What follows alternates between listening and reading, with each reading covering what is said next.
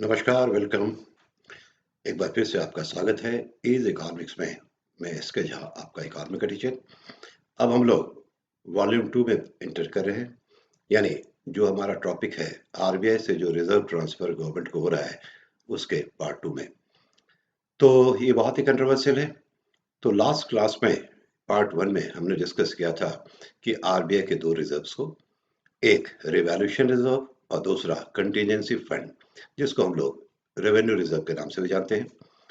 और अगर हम देखें तो बैलेंस शीट की बात करें तो आरबीआई का जो बैलेंस शीट का साइज है वो तकरीबन 40 लाख करोड़ के बराबर है, जिसमें दो साइड होते हैं, एसेट साइड और लायबिलिटी साइड। आज हम लोग डिस्कस करेंगे लायबिलिटी साइड में, जहां पे ये दोनों रिजर्व आपको मिलेंगे। तो बैलेंस शीट का जो लायबिलिटी साइड और एसेट साइड हमेशा इक्वल होता है।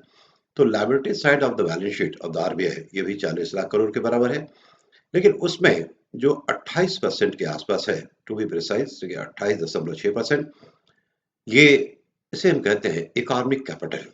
इसे हम लोग जानते हैं इकोनॉमिक कैपिटल, जिसके अंतर्गत ये दोनों रिजर्व जो है मौजूद होते हैं।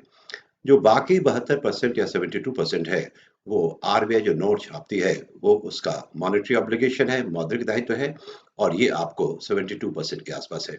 हम लोग बात करें जो रिमेनिंग 28% है, जिसको हम लोग कहते हैं इकोनॉमिक कैपिटल, जिसके दायरे में क्या क्या आते हैं। तो एक आपका कैपिटल, यानी ये जो आपका इनिशियल कैपिटल, ऑथराइज कैपिटल, ये जब आरबीआई की शुरुआत हुई थी 1934 में, तो शायद आपकी जानकारी होगी 1934 में आरबीआई एक्ट बना और 1935 में आरबीआई एक्ट के तहत इसे रिकॉग्नाइज किया गया, इसे रजिस्टर्ड किया गया। उस वक्त ये एक प्राइवेट बैंक था और जो इनिशियल कैपिटल था उसकी मात्रा सिर्फ और सिर्फ 5 करोड़ थी। और ये कैपिटल कहाँ से आया? तो ये जो है प्राइवेट इन्वेस्टर्स ने, जो व्यक्तिगत तौर पे जो निवेशक थे, उन्होंने लगाया था। गवर्नमेंट की हिस्सेदारी सिर्फ 2,20,000 रुपए के आसपास थी। 1949 में सरकार ने इसे अपने अधीन किया और जो प्राइवेट इन्वेस्टर्स थे उनका पैसा वापस कर दिया गया। तो जिस हम कैपिटल की बात कर रहे हैं ये है authorise capital, initial capital contributed by the जो प्रोमोटर्स कर लें या द गवर्नमेंट। इसके तहत इकोनॉमिक कैपिटल में ये दोनों रिजर्व आते हैं, रिवैल्यूएशन रिजर्व और आपका कंटीजेंसी फंड, जिसको हमने कहा रेवेन्यू रिजर्व। तो बैलेंस शीट में अगर हम देखें तो जो इकोनॉमिक कैपिटल यानी रिजर्व का जो साइज है भारत का, वो तकरीबन बैलेंस शीट के एसेट का 28% था, जबकि ग्लोबल लेवल पे ये सिर्फ 14% था। अब हर एक देश के केंद्रीय बैंक के द्वारा इकोनॉमिक कैपिटल या रिजर्व जो है ये मेंटेन किया जाता है, लेकिन ग्लोबल स्तर पे हर एक का अलग अलग है। कुछ कंट्री तो ऐसे हैं जैसे आइसलैंड, जहाँ पे उनका कैपिटल जो है निगेटिव भी है। तो खैर, हमारी इकोनॉमी ग्रोइंग इकोनॉमी है, बहुत ही वल्नरेबल है। ग्लोबल चेंजेस अगर होते हैं तो हमारी अर्थव्यवस्था पे बाकियों की तुलना में हो सकता है तो ज़्यादा असर पड़े। तो हम जो है अपने रिजर्व को अपने हिसाब से अपने अनुकूल बनाएंगे। तो भारत का जो रिजर्व का साइज था वो 28% से ज़्यादा था, जो कि ग्लोबल जो प्रैक्टिस है, जो बाकी जो अन्य देश हैं जो भारत के समकक्ष आते हैं या जो विकसित देश हैं, वहाँ पे ये 14% था। तो भारत सरकार का मानना था कि आरबीआई जरूरत से ज्यादा रिजर्व मेंटेन कर रही है और जरूरत है कि आरबीआई 14% के ऊपर जो रिजर्व है वो भारत सरकार को ट्रांसफर करे। और ये तकरीबन उस वक्त के समय में 3.60 लाख करोड़, यानी 3,60,000 करोड़ के बराबर था। और ये एक बहुत बड़ा अमाउंट था और समस्या का शुरुआत वहीं से हुआ। कुछ लोगों ने कहा कि ये जो भारत सरकार जो है आरबीआई के खजाने पे इसकी नजर है। तो जरा हम लोग इस इकोनॉमिक कैपिटल का ब्रेकअप देखें। इस 28% में तकरीबन जो है 22% जो योगदान था वो था रिवैल्यूएशन रिजर्व का, जिसको हम लोग चर्चा कर चुके हैं। और 6.8% जो है ये था आपका कंटीजेंसी फंड, जिसमें आपका कैपिटल साथ साथ बहुत तरह के जो रिजर्व्स हैं, रियलाइज रिजर्व की बात करें, वो सारे आते हैं। तो भारत सरकार का कहीं न कहीं आरबीआई के रिजर्व पे नजर थी, क्योंकि भारत में आर्थिक स्थिति जो है बहुत ही खराब थी। गवर्नमेंट के इस ट्रांसफर के फेवर में भी बहुत से लोग थे और ये कुछ लोग इसके अगेंस्ट में भी थे। जिन लोगों ने ये इसका समर्थन किया, उनकी दलील थी कि ये जो पैसा है भारत सरकार को मिलेगा तो इकोनॉमी को ये स्टिमुलेट करेगी, गवर्नमेंट उस पैसे को खर्च करेगी तो अर्थव्यवस्था को रफ्तार मिलेगी। दूसरा जो दिया गया तर्क दिया गया इसके फेवर में कि चूंकि इन्फ्लेशनरी प्रेशर बहुत ही कम है, इसलिए इसका दीर्घकालीन जो है असर नहीं होगा, दीर्घकालीन असर नहीं होगा। उसके बाद जो है कुछ लोगों का कहना था कि इकॉनमी में जो है लो कंजम्पशन यानी कंजम्पशन डिमांड जो है खास करके ग्रामीण क्षेत्र से उसमें कमी आई है, निवेश में कमी आई है, तो इनको प्रमोट करेगी और तब जो है इकॉनमी आगे बढ़ेगी। तो काफी सारे तर्क दिए गए इसके फेवर में, लेकिन कुछ लोगों का कहना था कि ये गलत है। तो जो अगेंस्ट में, इस ट्रांसफर के अगेंस्ट में जो तर्क दिए गए उसमें सबसे पहला था कि ऑटोनॉमी यानी जो आरबीआई की जो ऑटोनॉमी है वो चली जाएगी, यानी आरबीआई का जो स्वायत्ता है उसमें कमी आएगी। कुछ लोगों का ये भी कहना था कि आरबीआई की स्थिति जो है बहुत ही वल्नरेबल हो जाएगी। यानी अगर हम देखें तो भारतीय अर्थव्यवस्था बहुत ही गतिशील है, बहुत ही वल्नरेबल है, खास करके जो ग्लोबल चेंजेस हैं। चूंकि आपको शायद जानकारी होगी, 3 चीज़ों के कारण भारतीय अर्थव्यवस्था एक्सटर्नल फ्रंट पे आज भी स्ट्रगल कर रही है। 3 चीज़ों के आयात बहुत ज़्यादा होते हैं, एक कच्चा तेल, एक आपका गोल्ड और तीसरा कोल यानी कोयला। तो इन सब चीज़ों का खास करके कच्चे तेल और गोल्ड का जो कीमत है, आप देखेंगे कि अंतर्राष्ट्रीय बाजार में बहुत तेज़ी के साथ बदलता है। तो उसका असर भारतीय अर्थव्यवस्था पे प्रत्यक्ष रूप से आप देख सकते हैं। यानी ग्लोबल चेंजेस का जो असर है, अंतर्राष्ट्रीय बाजार में जो बदलाव होते हैं, तो उसका जो असर है हर एक तरह की इकॉनमी पे एक जैसा नहीं होता है। किसी के ऊपर कम होता है, किसी के ऊपर ज़्यादा होता है। तो भारतीय अर्थव्यवस्था जो है, ज़्यादा असर पे वाले कैटेगरी में आता है। यानी थोड़ा-सा भी अगर ग्लोबल चेंजेस होंगे, तो उसका सीधा असर जो है इंडियन इकॉनमी पे पड़ता है। तो ये जो है, अगर भारत सरकार 14% के ऊपर अगर सारा रिज़र्व ट्रांसफ़र कर दे, यानी तकरीबन 3,60,000 करोड़, तो उससे आरबीआई की स्थिति जो है बहुत ही वल्नरेबल हो जाएगी। इसके अलावे मामला तब से ठीक है तूल पकड़ लिया जब भारत सरकार ने आरबीआई एक्ट 1937 1934 का हवाला दिया। आरबीआई एक्ट जो है उसमें एक सेक्शन है धारा 7, जिसके तहत आरबीआई को अंत में अगर सरकार चाहे तो उसमें साफ-साफ मेंशन है कि RBI will have to move according to the direction of the government. यानी सरकार के अनुसार आरबीआई को काम करना पड़ेगा। यानी अगर भारत सरकार सेक्शन 7 को यूज करती है तो फिर वही होगा जो भारत सरकार चाहेगी।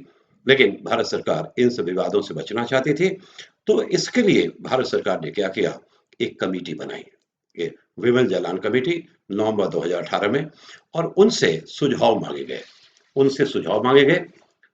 तो इकोनॉमिक कैपिटल इसको हम लोग कहते हैं, ठीक है, विमल जालान कमेटी, उनसे कहा गया कि इकोनॉमिक कैपिटल फ्रेमवर्क को आप रिव्यू कीजिए। यानी भारत में जो भी कार्य प्रणाली है, जो इकोनॉमिक कैपिटल मेथोडोलॉजी है, उसको आप रिव्यू कीजिए। और ये ऐसा होता है हर एक 5 साल पे। तो अगर हम देखें तो भारत में जो 5 साल यानी कि पास्ट में जो रिजर्व मेंटेन किया गया है, वो कितना के आसपास। तो पास्ट में भी भारत में कई सारी कमेटी बनाई, और सबसे पहले मैं नाम दूंगा 1997 में कमेटी बनी थी, वी सुब्रमण्यम। तो उनका कहना था, उनका सुझाव था कि कंटीजेंसी फंड का जो साइज है वो 12% मेंटेन किया जाए। 2004 में ऊषा थोरट कमेटी बनाई गई। उन्होंने सजेस्ट किया कि रिजर्व का जो साइज है, कंटीजेंसी रिजर्व का जो साइज है वो 18% होना चाहिए।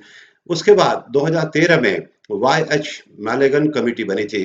तो उन्होंने कोई स्पेसिफिक आंकड़ा नहीं बताया, कोई रेट नहीं बताया, लेकिन उनका कहना था कि एडिक्वेट यानी पर्याप्त रिजर्व आरबीआई को मेंटेन करना चाहिए। तो भारत आरबीआई के बोर्ड ऑफ डायरेक्टर्स ने, बोर्ड ऑफ गवर्नर्स ने क्या किया कि थोरट कमेटी को के जो रिकमेंडेशन थे उसको रिफ्यूज कर दिया, एक्सेप्ट नहीं किया। और भारत में कहीं न कहीं सुब्रमण्यम कमेटी का जो है रिपोर्ट वो काम कर रहा है, उनके सुझाव काम हो रहे हैं। अब सुब्रमण्यम साहब ने 1997 में सुझाव दिए थे 12%। तो उस वक्त बैलेंस शीट का साइज भी जो था वो काफी छोटा होगा और छोटा रहा होगा।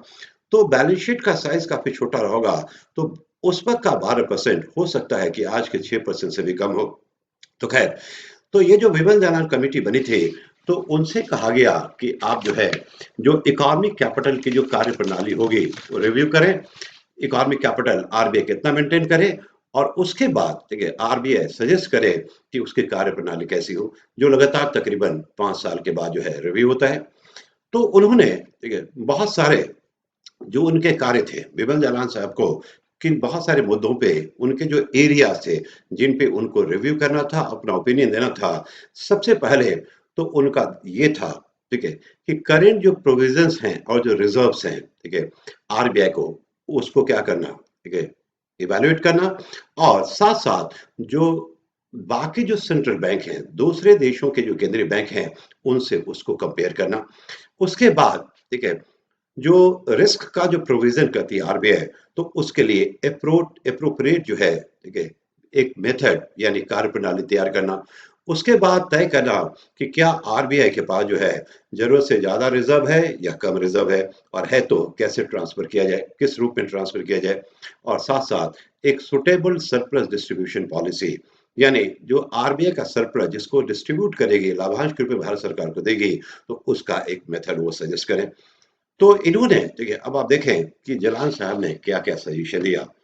तो जलान साहब का कहना था कि रिवैल्यूएशन रिजर्व जो है, ये इकोनॉमिक कैपिटल का ही क्या है, हिस्सा है, लेकिन, ठीक है, इस पैसे को, यानी रिवैल्यूएशन रिजर्व में जो पैसा बैलेंस है, उसे लिमिटेड पर्पस से, चूंकि बहुत ही वॉलेटाइल होता है, लिमिटेड पर्पस से ही क्या होना चाहिए, यूज होना चाहिए, और इस रिवैल्यूएशन रिजर्व से डिविडेंड यानी लाभांश नहीं दिया जाए। उनका कहना था कि जो भारत सरकार को जो रिजर्व ट्रांसफर होगा, वो सिर्फ और सिर्फ, ठीक है, कंटीजेंसी फंड से, जिसके तहत रियलाइज रिजर्व आता है, यानी उस रिजर्व से ट्रांसफर हो जो आरबीआई ने रियलाइज कर लिया। ये वो रिजर्व है जिसकी चर्चा हमने लास्ट क्लास में की थी, और ये वो रिजर्व है जो आरबीआई अपने इनकम से जनरेट करती है, ठीक है, और जिसको आरबीआई ने रियलाइज कर चुक लिया है, जो उसके हाथ में है। तो उनका कहना था कि जो कंटीजेंसी फंड है, ठीक है, उसका साइज जो है वो बैलेंस शीट के एसेट के 5.5% से 6.5% के बीच में होना चाहिए। एक लिमिट उन्होंने बताया कि कंटीजेंसी फंड का, ठीक है, जो साइज होना चाहिए वो 5.5% से 6.5% के बीच में, जो उस वक्त 6.8% था। तो आरबीआई के बोर्ड ने, ठीक है, इस सुझाव पे अमल किया और इस लिमिट को तय किया 5.5%, यानी जो आरबीआई का कंटीजेंसी फंड होगा वो बैलेंस शीट के एसेट के साइज के 5.5% के बराबर होगा, जो उस वक्त 6.8% था। यानी जब आरबीआई ने तय किया कि वो 5.5% होगा, इसका मतलब कि आरबीआई के पास एक्सेस रिजर्व था 1.3%, किसका, of the size of the balance sheet. और इसी 1.3% को, जो कि तकरीबन 52,000 करोड़ रुपए के आसपास था, उसे भारत सरकार को फिर आरबीआई ने ट्रांसफर किया। इस ट्रांसफर से पहले, अगर आपको आइडिया हो, तो पहले ही भारत सरकार को आरबीआई तकरीबन 1,23,000 करोड़ रुपए ट्रांसफर कर चुके थे, और इस एक्सेस रिजर्व 1.3%, जब आरबीआई ने तय किया कि रिजर्व का साइज जो है, मैं बात कर रहा हूँ कंटीजेंसी फंड की, मैं बात कर रहा हूँ रियलाइज रिजर्व की, क्योंकि जलान साहब ने ये कहा कि रिवैल्यूएशन रिजर्व से डिस्ट्रीब्यूशन नहीं होगा, ठीक है, उस पैसे को सिर्फ और सिर्फ लिमिटेड पर्पस से यूज किया जाना चाहिए।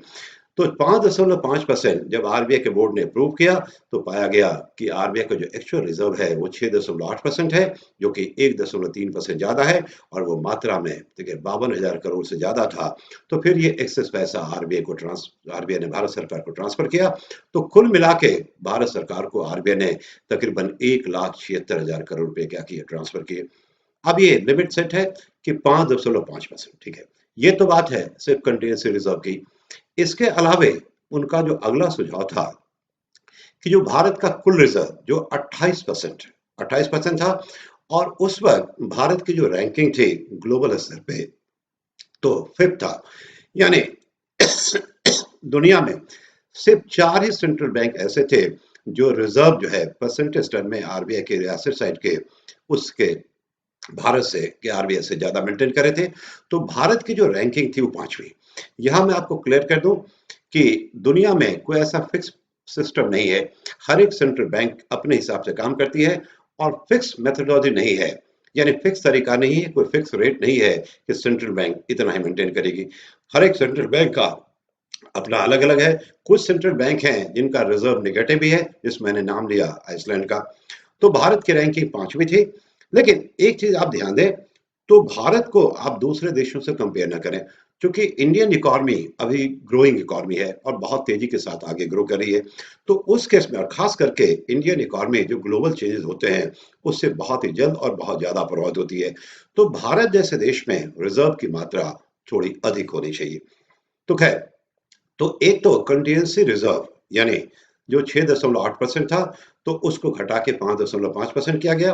और जलाल साहब ने ये भी सजेस्ट किया कि भारत का जो कुल रिजर्व होगा, जिसमें दोनों होंगे, यानी इकोनॉमिक कैपिटल जो फ्रेमवर्क होगा, वो 20 से 24.5% ऑफ द बैलेंस शीट, यानी जो 28% था, उसको घटा करके 20 से 24.5% ऑफ बैलेंस शीट लाने की उन्होंने बात की। तो खैर, ये मामला जो है सॉल्व हो गया। अब जलाल साहब ने जब रिपोर्ट सबमिट किया, ठीक है, तो इसे अगर देखें तो उन्होंने कुछ सुझाव भी दिया। उनका कहना था कि ये जो सरप्लस भारत सरकार को आरबीआई ट्रांसफर करी है, तो उस सरप्लस का बहुत सोच समझ के भारत सरकार यूज करे। तो इस पैसे को कहां कहां आप यूज कर सकते हैं। तो सबसे पहला सुझाव था कि इस पैसे को आरबीआई जो है अर्थव्यवस्था को स्टेबल करने में, इस पैसे को गवर्नमेंट सॉरी कि इस पैसे को भारत सरकार अर्थव्यवस्था को स्टेबल करने में, ठीक है, यूज करे। और खास करके जब फाइनेंशियल क्राइसिस होगा, तो वहां पे इसका यूज किया जा सकता है। उसके बाद जो है टैक्स और जीएसटी कलेक्शन में जो कमी आई है, तो उस कमी को भारत सरकार इसे दूर कर सकती है।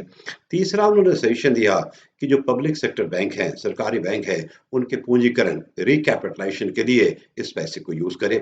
उसके बाद जो है अगला सुझाव था कि राजकोषीय घाटे को इससे कम किया जा सकता है, क्योंकि ये रेवेन्यू नेचर का है। और साथ साथ अर्थव्यवस्था में कंजम्पशन को बूस्ट करना, यानी उपभोग को बढ़ाने, साथ साथ रिकवरी यानी इन्वेस्टमेंट को बढ़ा करके अर्थव्यवस्था को रिकवर करने में इस पैसे का यूज किया जाए। यानी एक बहुत ही सही तरीके से इस पैसे को यूज करने पे उन्होंने बल दिया। तो ये जो है, अगर हम देखें तो इसका एक ही मतलब है, ठीक है। इसको अगर हम जलाल साहब के सुझाव पे को देखें, तो जलाल साहब का कहना था कि जो टोटल जो रिजर्व है, यानी रेवेन्यू रिजर्व एंड प्लस, ठीक है, कंटीजेंसी फंड यानी रियलाइज रिजर्व, तो दोनों रिजर्व को डिविडेंड के लिए आरबीआई यूज ना करे। यानी जो रिवैल्यूएशन रिजर्व है, वो चूंकि बहुत ही वॉलेटाइल है, बहुत ही अस्थिर है, तो इसका यूज आरबीआई सिर्फ और सिर्फ लिमिटेड पर्पज से करे। और इन सबों पे हम लोग पिछले वीडियो में चर्चा कर चुके हैं। उन्होंने, ठीक है, जो सजेशन दिया कि आरबीआई जो ट्रांसफर करे सिर्फ रियलाइज रिजर्व से, यानी जो वो कमा चुकी है, जो उसके हाथ में आ चुका है। और ये जो रिजर्व क्रिएट होता है आरबीआई की जो अपनी कमाई है, मेनली ब्याज से, ठीक है, और जिसको आरबीआई के बोर्ड ने 5.5% ऑफ द बैलेंस शीट तय किया है। इसका मतलब साफ है कि भारत सरकार को जो आरबीआई से रिजर्व ट्रांसफर होगा, वो टोटली अब डिपेंड करता है आरबीआई के अर्निंग पे। अगर आरबीआई की अर्निंग अधिक होगी, तो ट्रांसफर ज्यादा होगा। और अर्निंग कम होगी, ठीक है, या नहीं होगी या कम होगी, तो ऐसा भी संभव है कि ट्रांसफर जो है रुक भी जाए। है, तो इन्होंने जो सुझाव दिया, तो शुरुआती दौर में इस सुझाव पे, ठीक है, भारत सरकार तैयार नहीं थी। उस वक्त के जो फाइनेंस सेक्रेटरी थे, सुभाष चंद्र गर्ग, तो वो खास करके तैयार नहीं थे।